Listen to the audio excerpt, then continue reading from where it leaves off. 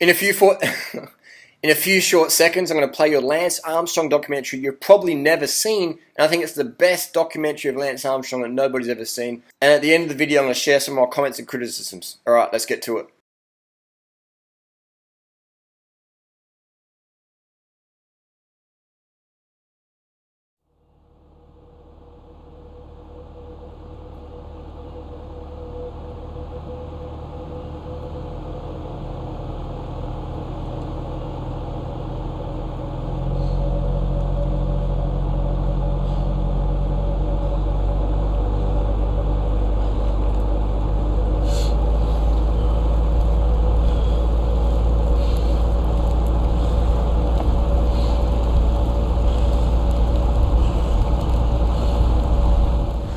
The main goal of this team and the main goal of this program is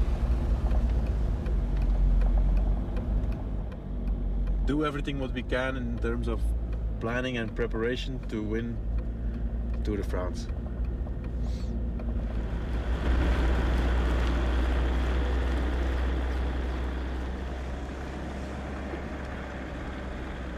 Lance, we're going with the car to until where you can ride.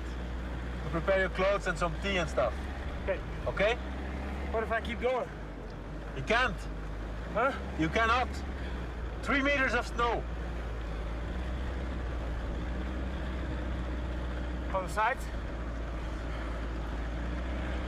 The guy says you can. There's no way you can ride. There's no way. Who says that?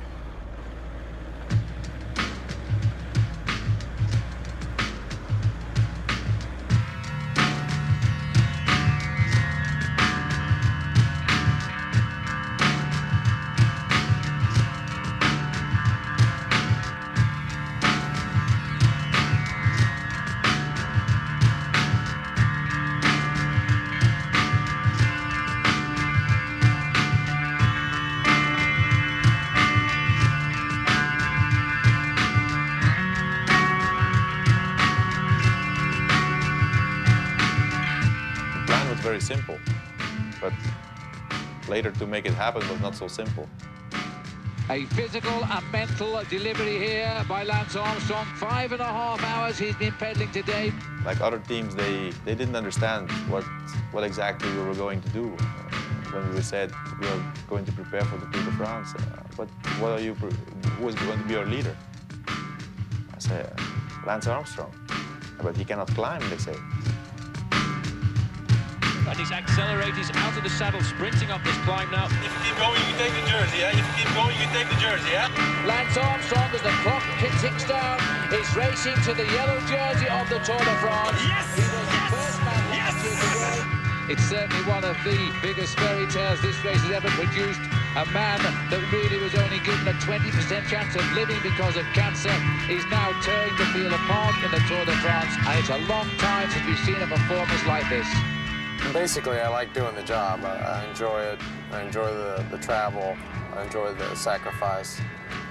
But I really enjoy just constantly seeing if it's going to continue to work. I mean, to me, that's fascinating that we have this template and we can just continue to run it over and over and over again and train hard and make sacrifices and you know, just in the name of sport, just to try and win the biggest and the best bike race in the world year after year after year.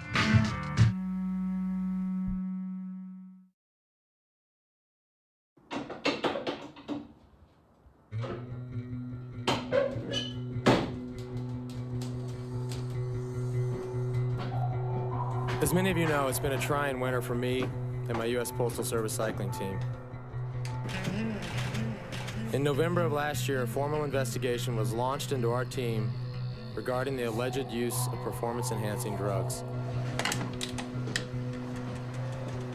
I'm very happy to report today that we have received confirmation that the results of the testing of our urine samples have proven to be negative.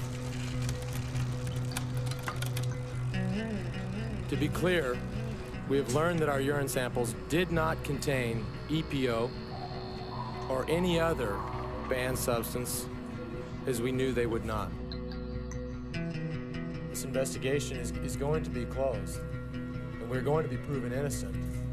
But when we're proven innocent, and we're proven that the only thing we've taken is a bunch of hard work, and I wish we would write that story as well, and I think that's only fair. I look forward to racing again this week in France, and over the next few months, I plan to do a few other races here. And of course, on July 7th, I plan on defending my Tour de France title in pursuit of number 3.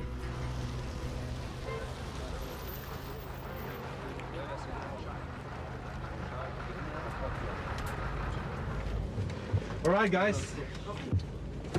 Can I have a second? Yes, sir. Yes, sir. Yes, sir. With the team that we have here, every single one of us can win Circuit de la Sarthe. Not me. Every single one of us can win Circuit de la Sarthe.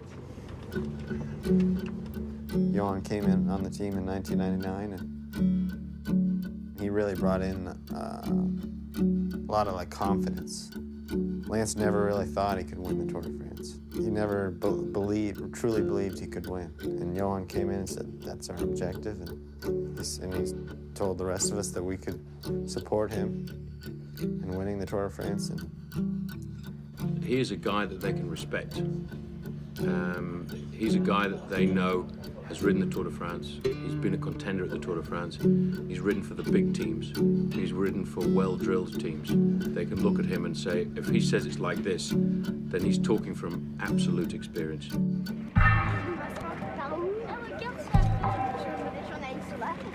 It's hard for, I suppose, Americans and Australians to imagine this is like, besides soccer, this is the sport to watch.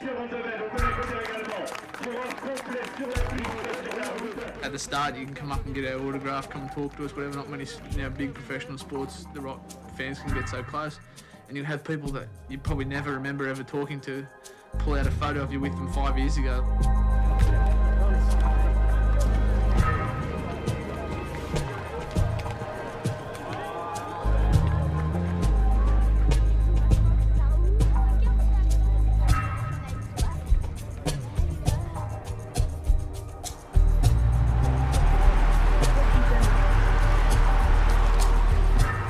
This is probably the most family-oriented sport in the world. The people come around and they have a picnic all day and they enjoy it, and they hear it, listen to it on the radio, they watch it on television, on portable televisions, and the race comes to them. Now, although they see it only maybe for 20 seconds in some cases, they love it.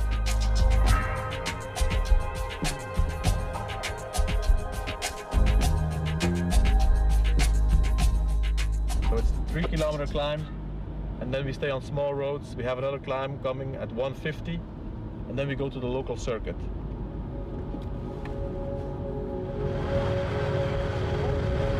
Stefan or Lance, if you hear me, you have to help and bring that brake back, eh? Only Christian, and there's 16 guys in the front. It's not enough.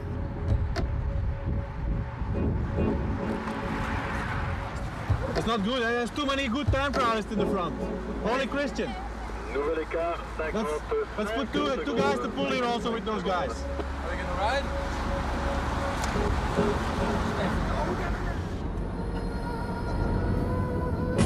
Hey guys, it's split in the front, so Christian is in the second part. Eh? There's 7 guys in the front and 9 guys in the back. And Christian is in the second group. We have to go on there, eh? Come on, eh? 58 seconds eh, for the 7 first guys. 58 seconds.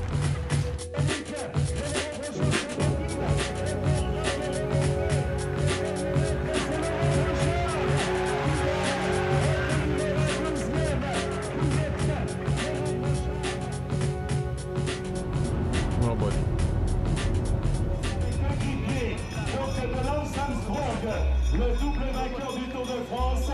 So it usually gets pretty ugly towards the end of the race, and I don't know. I think Johan, wasn't happy with the way it happened today. So I'm sure he'll want to be on the aggressive side, which is always fun.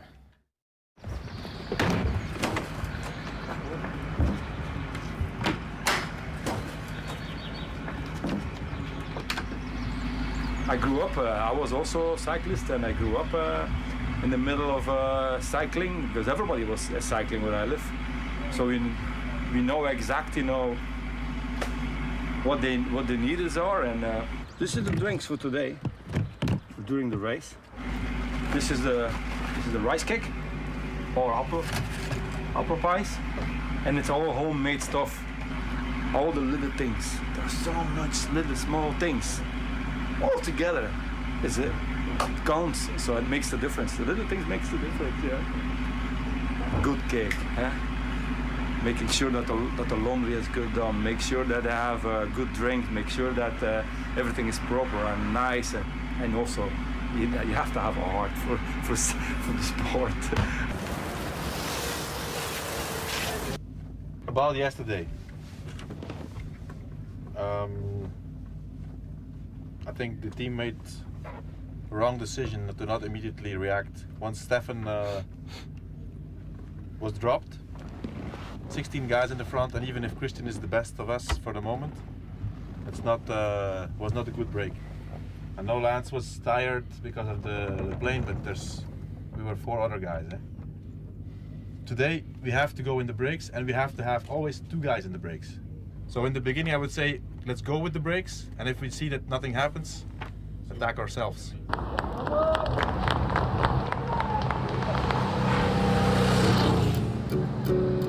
27 seconds for Tyler. 27 seconds for Tyler. So we pay attention now to the counter-attack. There's kind of like a certain rhythm to the race. You know, everybody attacks in the beginning, kind of gets settled in. Maybe a small group of rider goes away, and everybody else kind of settles down.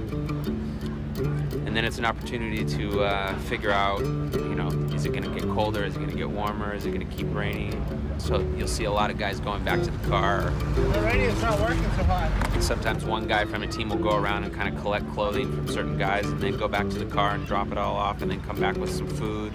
And then kind of it's also an opportunity to take a piss if you feel like you have to. Because later on in the race, you don't get to do that.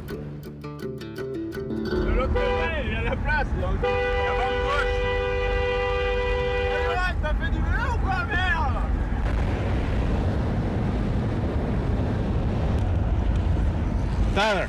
Yeah. You have 2 minutes on the peloton, and there's a guy, Sivakov from Big Mat. Yeah. He's 38 seconds behind. No, wait. It's better to wait. Huh? If you need something, I can give it to you now. I'm going back to the peloton, and Big Mat will stay here. If something happens, I go back to the bunch now.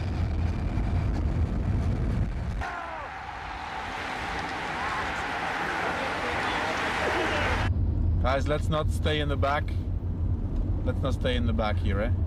What has happened is you become dependent on these radios, and all of a sudden you can't think for yourself. You know, you're out there and just like brain dead. Did he copy?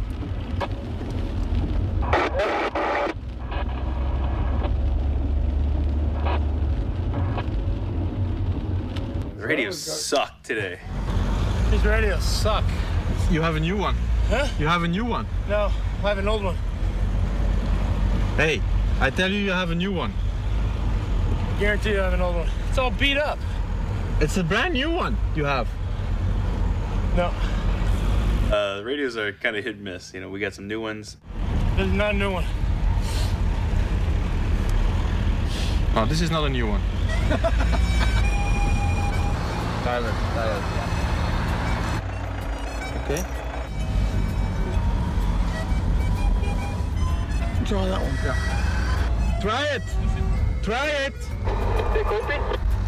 Okay, I copy you. El pelotón no oyes nada? No estoy nada. I do not understand you. In the beginning, everything looks a little bit hectic and problematic, and sometimes you don't see how you're going to solve a problem, but it's mass chaos.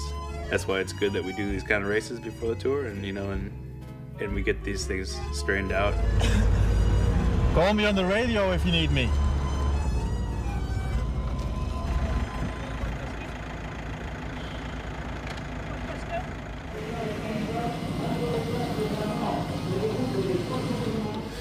I look back, and seriously, it was like 5 seconds later. And luckily, I got on that big guy's wheel. Yeah, he's a big. It's a nice draft. I think one thing that people ignore about Lance Armstrong is that his training is much more like a a track and field athlete's training. He trains for specific goals. You know, certain things we can always upgrade. I mean, technically, I can look for speed in the wind tunnel and change my time trial bike.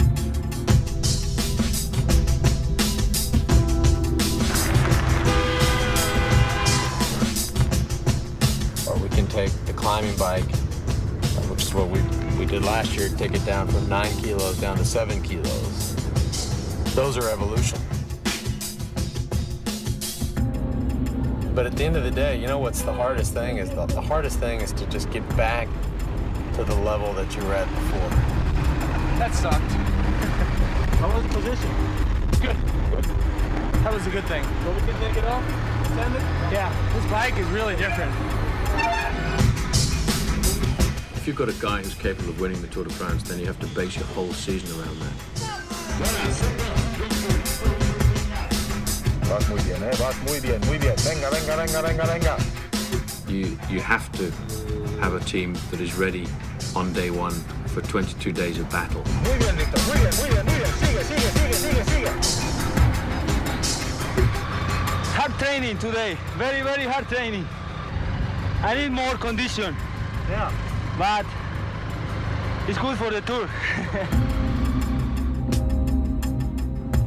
Circuit de la Sarthe was, I think, a good race for a couple of reasons. It's really only preparation, getting the rhythm, trying something out in a time trial, but in a more relaxed way. Lance was not really focused. He came back from the States, the press conference, and that always reflects on the team. If the leader is not really doing the race to win, then the motivation is not the same.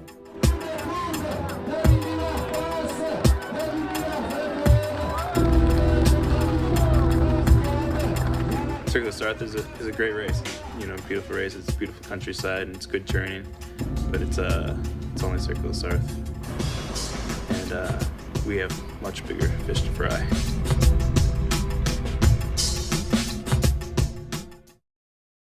If you start the Tour de France in July and the team hasn't had any victories at all, everybody's pretty nervous. The sponsor's nervous, the director's nervous, the bike riders are nervous.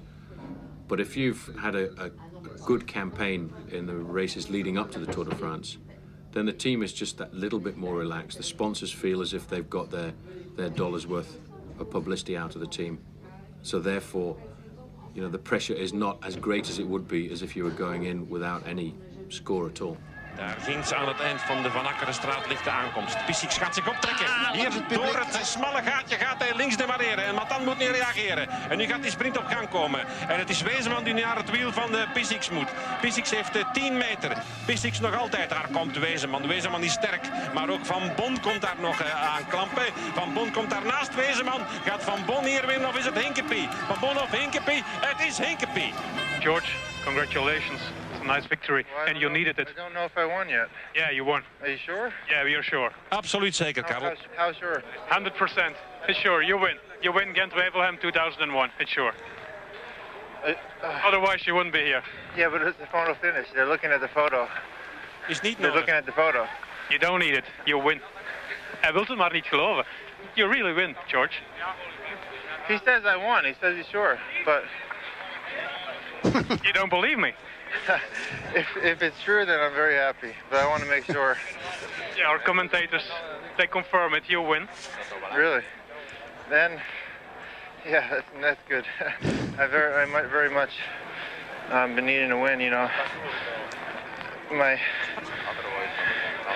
directors and the managers. It's been a long time since I won, but they really believe in me, and every race they say, George, you can win, and they make me believe. And I know that I can win. I just have to have everything right. But I hope this just confirms more victories to come. I hope. So now you're one of the favorites for Paris-Roubaix, you know? That's where one of my main things. Yes, of course I want to win Roubaix. So yeah, we'll see what happens. I wish you good luck for Sunday. Guys, let's have a toast on George. First, For George. Is he paying for it? It's the first victory in a classic of this team. I think in the history of US Sports School, it's the first victory in a classic, although it's not a World Cup race. Let's say that Gent-Wevelgem is a big classic, so thanks, George. And let's toast on another one on Sunday in Paris-Roubaix. Yeah. So my title in the team is actually assistant sports director. So, but it means we have so many races. We have riders enough to do a double schedule. So it means Johan is almost all the time on the road with a part of the team around Lance, and I'm almost always on the road with the rest of the team. I'm the only guy who's on time ever. The races are, especially up here, are very stressful. Pretty much a war zone every race we do up here. So You like it or you hate it, eh? You have to be crazy about this race. You have to be mentally sure that you can do it. But most of the riders, if they see this, they are done, eh?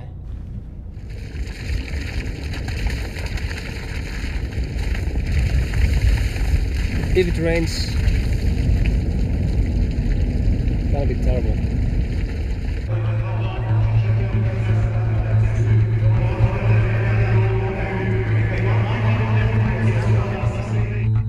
The objective for a winner of Paris-Roubaix is to have the maximum riders of the team around you as far as possible.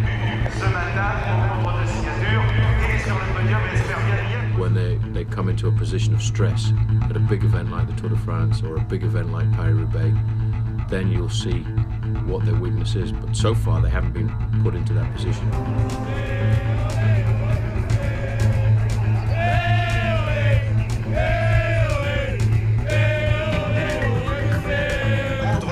De la Reine des Classiques, cette épreuve à nul autre participant de cette 99e édition de Paris-Roubaix. Alrighty.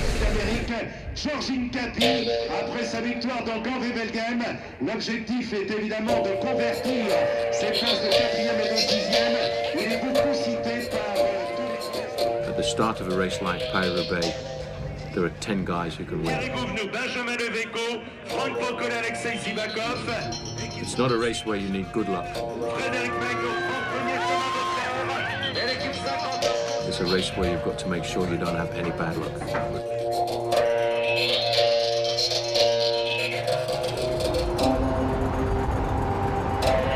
3 kilometers to go, we go under a bridge, we take a left, then we have a slight uphill, and then it's becoming more narrow. So from now on, we stay there good in the front with George, everybody, yeah?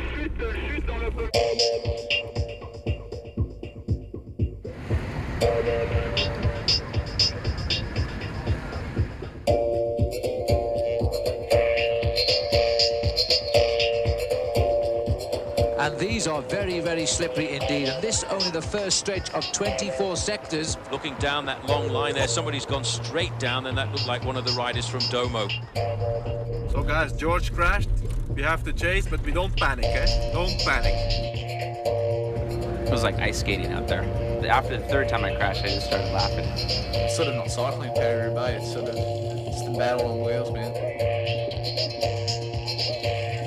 So George, it looked like I told you before, it will be a very hard one today, a very individual race. So you are in good position there. Just take once in a while your pull, not too hard, the whole day in reserve, and you will see it. Going to be very hard today, but be confident. You are strong, man. Come on, George. I think if it comes together, George will win the race.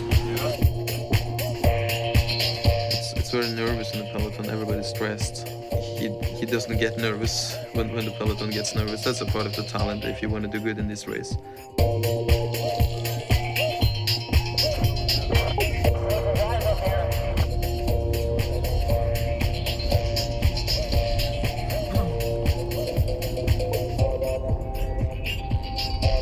Come on, guys, to the front there. We don't leave George alone there, eh? We're back at the sharp end now, and George Hincapie of the USA is riding a brilliant race. But you see, when you do have the form, you ride over the cobblestones so easily. Hincapie is very relaxed here. He's picking his own line over these cobblestones. George, you're fantastic. You are fantastic, eh? Hincapie, I think, has gone down as well there. That was Hincapie just picking himself up. Wilfred Peters is riding by him right now. Don't panic, don't panic. Refine your tempo, eh? Don't panic. Very good, George. Very good, very good. At the moment, and you see he's slipping all over the place. He's slipping all over the place, Paul. You're right. He's in big trouble, George is right now. George, don't panic. Don't panic. You're okay. And Hincapie cannot get himself rolling at all. Go on, George. Go on, go on. We cannot do anything. We're behind. George, don't panic. Don't panic. You're okay. Don't panic. You're very good. George is in all sorts of difficulty now, trying to get his bike going again. I'm wondering if he's got a flat tyre. Don't panic. You can handle this. You can handle this. George has got a flat tyre, and there it is. This time he's taken the wheel out, and he's called up the service. Well, there he was. It's very difficult. He was riding so well. No panic at all. He waited for the neutral service there to come up and give him a front wheel, and he's up and riding once again. But he will have lost his place in that very select group right now. Come on, guys. Eki, Cedric, Benoit, Matthew, Tony. There is too many people in the front, eh? It's not possible that we have a guy, one of the favorites of the race, and you leave him alone there, eh? Come on, you have to go on and we have to come back. Now they start to attack. George is he's going along. This is the escape now, trying to chase down the leader.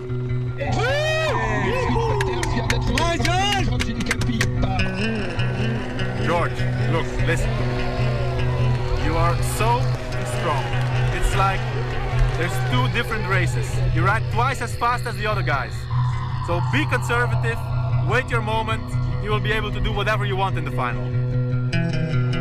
And coming right up into third position is another Domo Farm Freaks rider, that's Servais Carnarvon. They've ridden off the front right now. I would have expected George to attack on the next section of cobblestones, but now he's in a very bad situation because he's got two men from the same team, the team of the leader Wilfred Peters, and they will not work with him at all.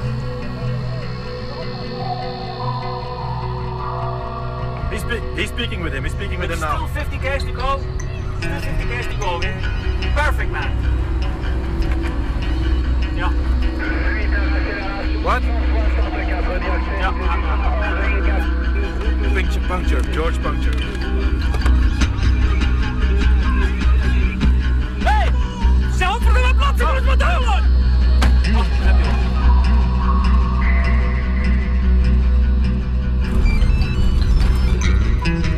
Lance. That's not going to work. Hincapie's the first man to catch the lone leader, and now that just might give the little pause which requires the little slowing in the speed, and that will give Johan Museeuw a chance to come back, and that will make 6 men at the front, 4 of them belonging to one team, Domo Farm Freaks. There are 11 kilometres left to the finish, and Servais Carnarvon has just launched an attack, and George Hincapie is chasing him. And they will attack consistently and insistently all the way to the finish line. George, if you have something left, we have nothing to lose anymore, eh? It's going to be a man against man here, eh? They're trying to snap the accordion here. They're trying to get a Domo Farm Freaks rider off the front to get the victory, but Hincapie is going to try and challenge all of these moves. Then come on, you're the best here. You're the best here. In professional cycling, when you have one guy against 4, you lose. 100%. No way to win.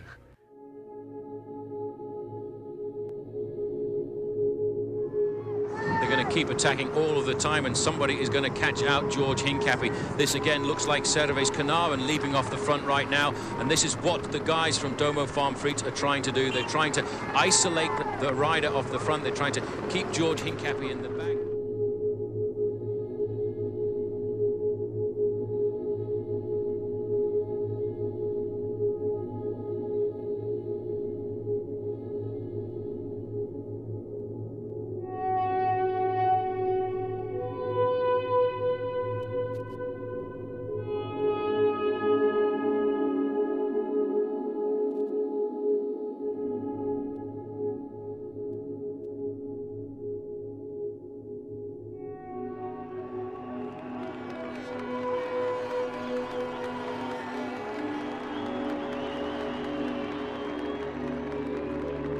our team lost the race in the first part until the first cobble section. So there's not so much we can say about that. There has been crashes, there has been punctures. That's not really an excuse because everybody had punctures and crashes. There's George Hincapie on the left of our picture here. It's going to be close. I don't. It's a 1, 2, 3 because Vainslanes gets it for Domo. Hincapie is 4. Roubaix, we had a bad day as a team in general, but the team was super strong in Flanders, and again, the guys that we have are class riders, so I'm not worried about who we have. Maybe we'll get 1 or 2 more guys.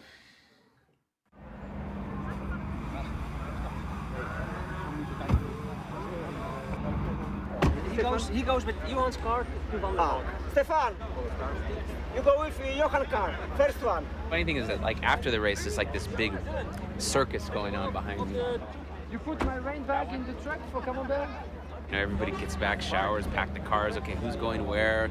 Okay, this bag goes here, this bag goes there. Okay, you get in this car goes, you know, to Belgium, this car goes to the airport. Yeah. See you in Amsterdam. Yeah, or Dunkirk. Over the years, I've become a lot more comfortable here in Europe. And yeah, I miss home, but it's not like the early days when, you know, I was just counting the days to go home. Now it's, you know, I really enjoy living over here, and it's a lot different than the United States, but it's a nice different.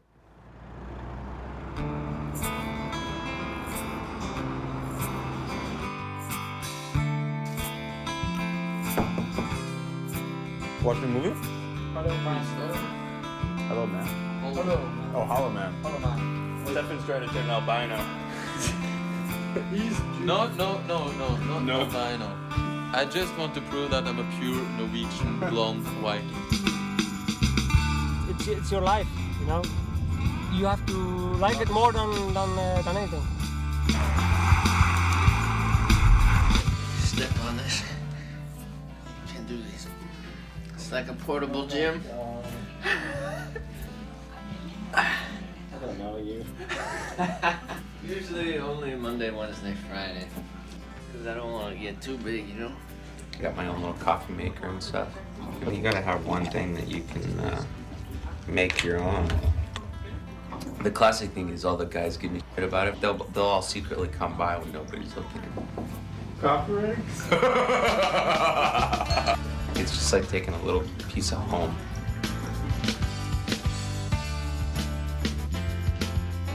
Seven kilometers to the bottom of the San Nicolai. Good job, Christian. Come on, very good, I've been riding bikes since I was 4 years old. It's not that complicated, but it starts to get kind of complicated when you're going 60 miles an hour down a hill. Seen guys who go head on into cars, you go off the road, crashing cobbles, puncture. I just had a bit of a crash. A bit of liquid on the kneecap there. It should be right. It's nearly the end of the classics. The first thing we want to do after a crash or an injury is to start riding again. Good job, Christian, good job! Good job, Christian, good job! 1 minute, 1 minute! Now this is my dream. I live in my dream. You have to be a little crazy about the whole thing.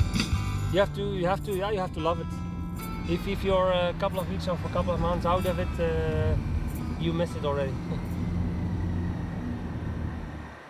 Naturellement, de la part des organisateurs, du public français, des journalistes européens, il y avait un phénomène de curiosité pour cette équipe américaine qui a fait des bonnes performances dans le Tour de France, mais je crois qu'avec US Postal, une marche supplémentaire est arrivée parce que l'équipe US Postal s'est un petit peu européanisée en prenant un directeur sportif européen et plusieurs coureurs européens qui possèdent la vraie culture du Tour de France, du cyclisme européen. Et je crois que cet apport de la culture du cyclisme européen, de Johan Brunel en particulier, a été déterminant pour faire progresser l'équipe américaine US Postal. Et ça n'est pas une surprise pour moi de constater qu'une équipe américaine telle que US Postal aujourd'hui est comparable à une grande équipe européenne dans son comportement, mais avec un champion d'exception qui est Lance Armstrong, elle est parvenue au succès 2 années consécutivement. Le Tour de France, vous savez, c'est presque 100 ans d'expérience. Les coureurs européens, les équipes européennes ont les acquis fondamentaux de cette expérience. Et c'est quelque chose qui manquait un peu aux équipes américaines. Aujourd'hui, les choses sont à jour.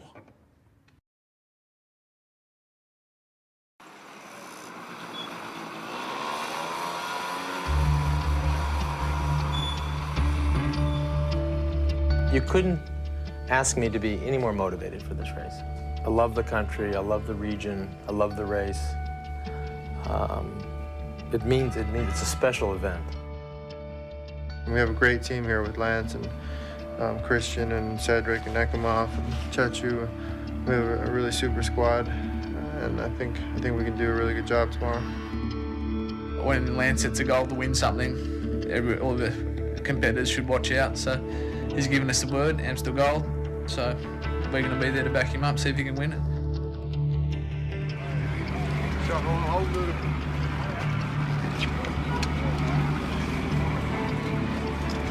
I think we have never had such a strong team like we are having here. But it's very important that a race like this, especially when it's raining, first of all, that we do it like as a team race, that we don't have individuals, that we ride as much as possible in the front. Benoit, you stay from the start with George, and Cedric from the start with Lance.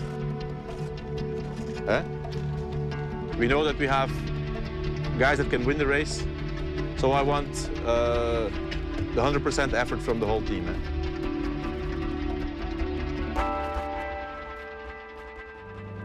So guys, we see the peloton is already in different groups. It's going to be the whole day very important that we ride in the front, because it will happen any time. Everybody in the front.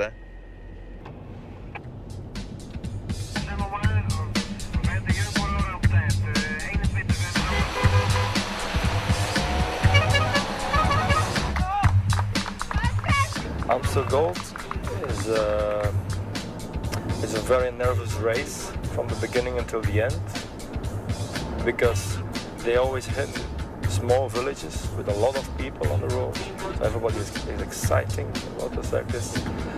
A lot of corners and roundabouts, and because of the wind and the rain, they are riding in echelons, and that makes it very dangerous.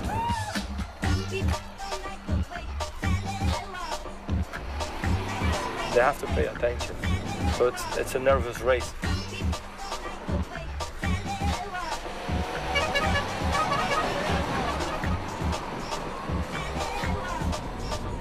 That's a good situation for us now. We have George and Chechu in the front here in the group with more than 3 minutes on the bunch. So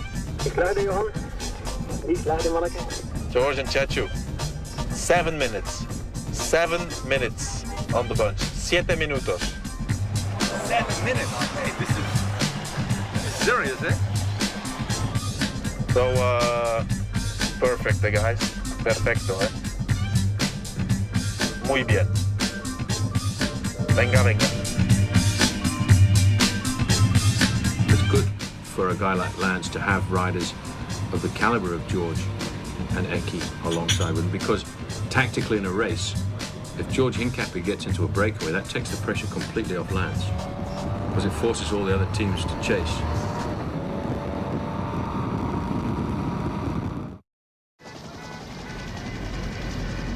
So Lance and Cedric and Christian, this is what's left from the peloton.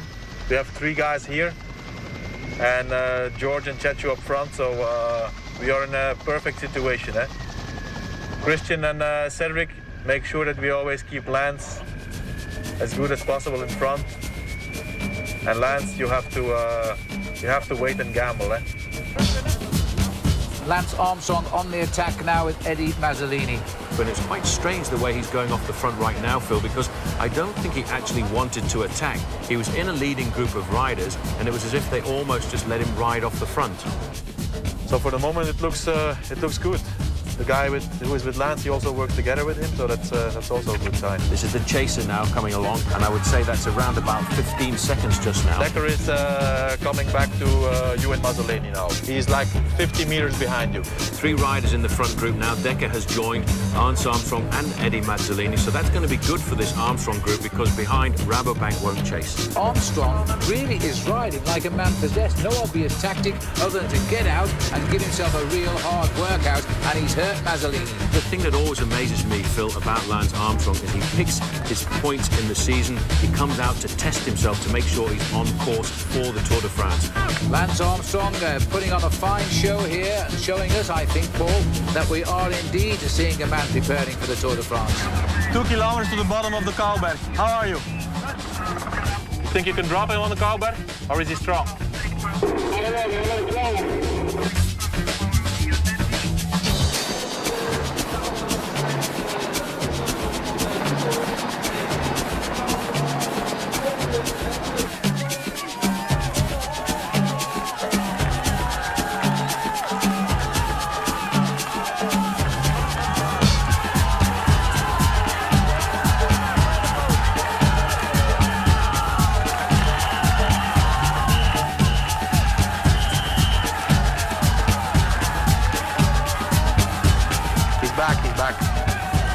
This is a superb piece of cycling by the American Lance Armstrong, and he's been called and joined by Eric Dekker. Lance, play it cool, eh? Play it cool, eh? Remember, eh? They need a victory in Amsterdam Gold Race a lot more than we do. That's a big advantage for us. Lance, Dekker is getting nervous, eh? And De Rooij also, eh? They're really very nervous. Now, this is Johan Bruneel here, the young manager of the US Postal Service's team that Lance has a lot of respect for. A few words of wisdom. Unfortunately, I can't hear what he's saying. It would be interesting to know what he's going to tell him right now. Lance, you have 40 seconds on Mazzolini and 1 minute and 10 seconds. 1 minute and 10 seconds on the group of Museo, but for the final, the last kilometer, stay in his wheel, eh? Don't come out of his wheel. Remember 99, eh? You can beat him like that. Now, this is going to be a most intriguing final kilometre now. But let's not forget that just behind us, we've got Serge Baguet, who is absolutely boring down on these guys. And the last check we had, in fact, was at 20 seconds, and here he is now. He's under the kilometre to go. It's going to be quite dramatic. And the other two are going slower and slower. This is almost a track sprint, a match sprint against these two on the front. Dekker looking over his shoulder. He's keeping over to the far side.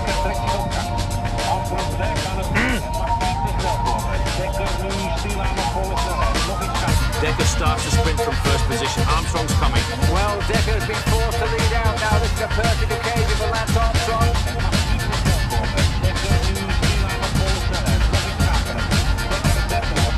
Armstrong, I think, although he's dodging around the back, he would have come by now. He is not going to get round Eric Dekker.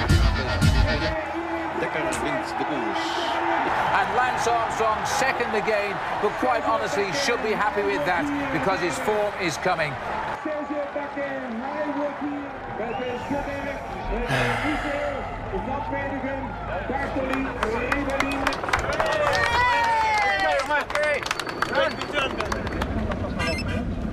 Hallo?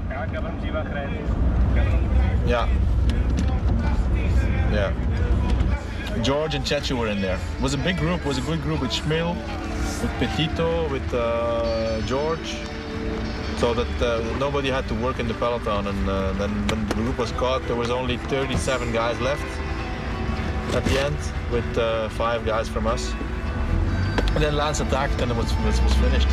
Yeah, he's in good shape. The team was very good. I mean, we had a good team also. Here was Eki, George, Chechu, Victor Hugo, Cedric, Christian, Benoit, Lance.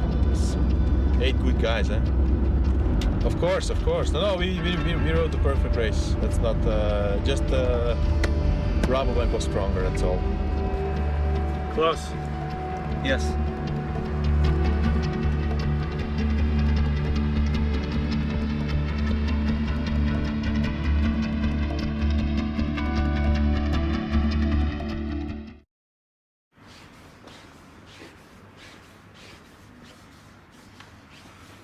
Oh man, the next month is crazy. We go a lot of travel, fly all around, look at courses, train hard. The good news is my family finally arrives next week. See them on Wednesday for the first time in seems like 2 months. So that'll make things easier. But now we do our regular boot camps.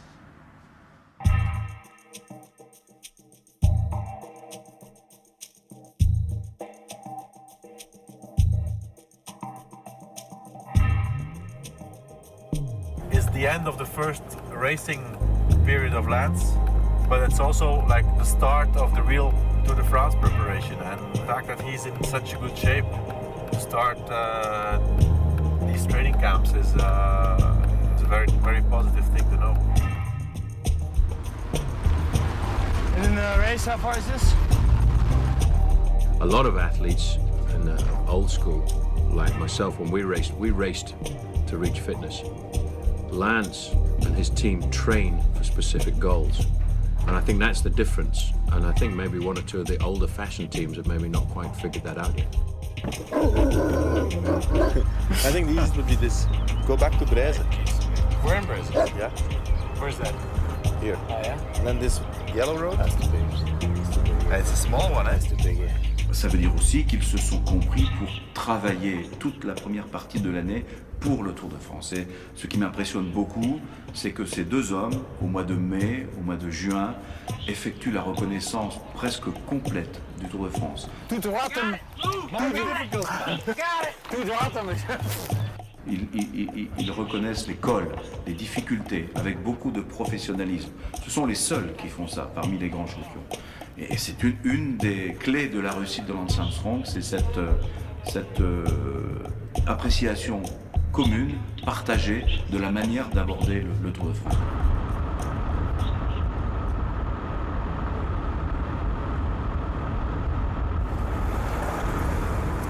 You see the Fort Alamo back there? The what? Fort Alamo. Yeah. Western Village, it said.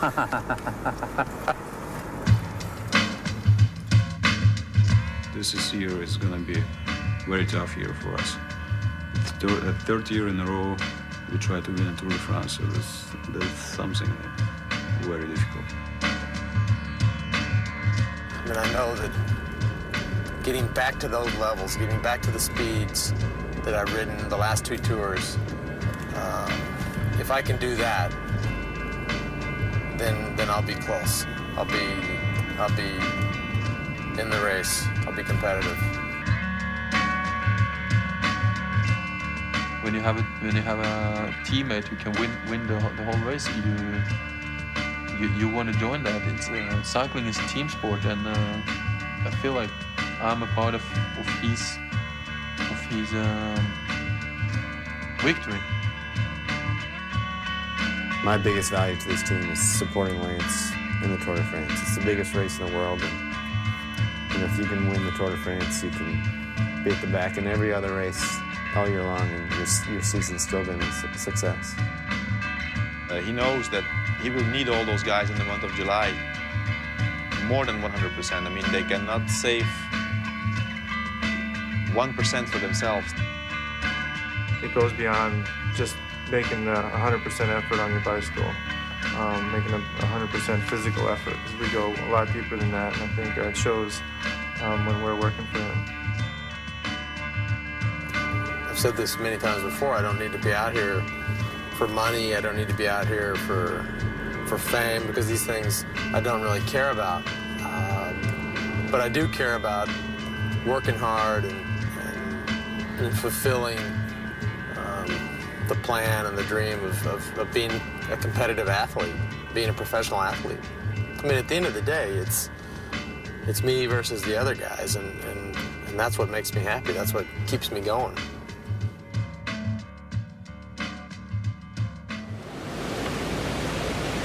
Changes, just changes. 3 kilometers like that.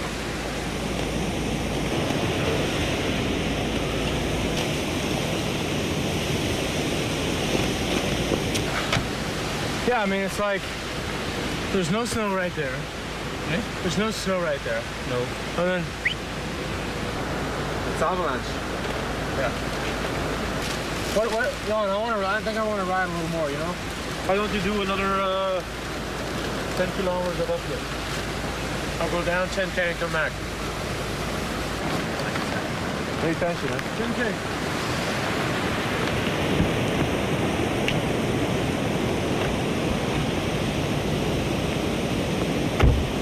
That's what it takes to win the Tour. What? Training in this weather. Nobody sees that.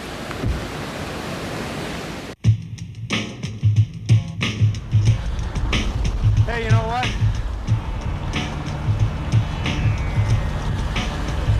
When the soup is good, all is good. Hello? Hello? Den er kort.